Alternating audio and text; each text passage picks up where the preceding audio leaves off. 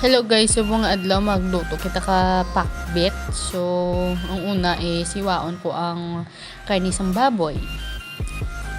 Akon nga sahog. So, hindi na ko diya magbutang sang ginamos. Guys, namit na niya sa biskin na mo lang niyong karnisang baboy, yung butang ko. Tawa niya ba na? Tapos, marinate ko siya danay. Yan.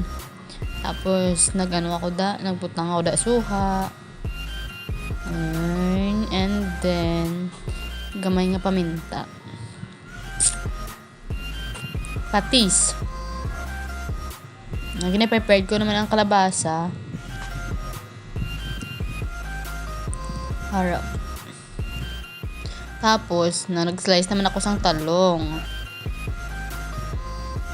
Tapos okra, gibakal ko na siya sang pulo ka piso. Ayan, i-slice ko naman na siya guys. Nagsana mo lang nakadagko guys,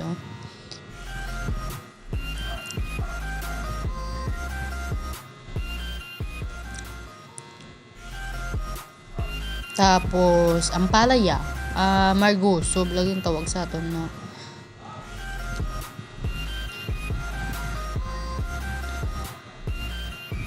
Ang palaya, kaon ka mo ang palaya para nga magitaas inyong dugo. Sa mga kailangan nila sa mga sa mga low blood. Tapos kamatis. Ayan, hiwa-hiwa ko naman siya. Ayan. Nagprepare naman ako ka sibuyas. Slice ko na siya guys.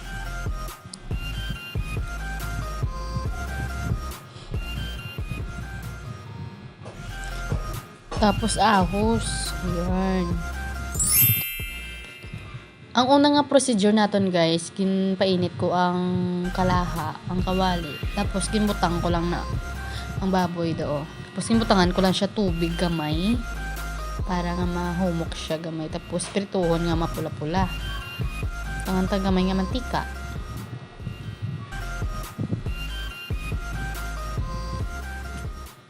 Ara na siya guys, Tapos nagamit ako di kang ginger. Sang luya.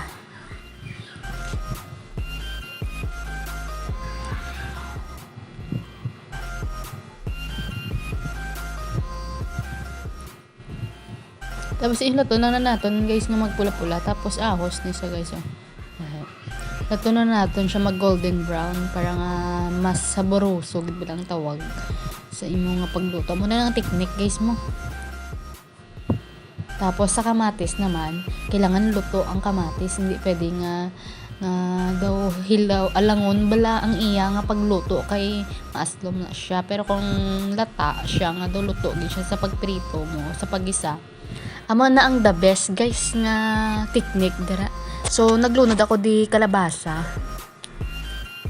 Sa gali guys, pagluto, hindi lang gali lango-lango siya sa pagluto kay dapat kabalo kagid siya nga ng kabalo kablasang procedure para nga kung paano siya manamit, kabalo ka mag-estimate, dapat happy ka lang lagi. Tapos nagbutang ako sitaw, okra, kag talong gin pang lunod ko na guys maluto man na siya gyapon. Tapos ang palaya. Tapos nagbutang ako di sili green. Tapos naglagay ako ka magic sarap. Kamay lang.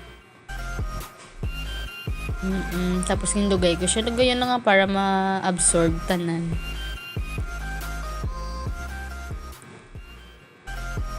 Amo lang naka-simple guys. Magluto sang pakwit guys.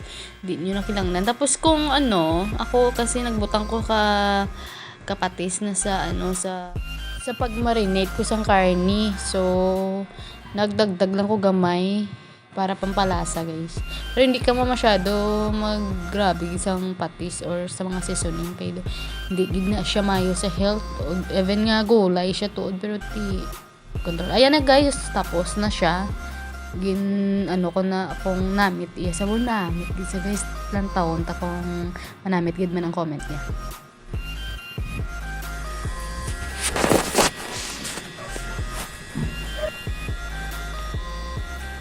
Namit love. Namit. Opo. Opo.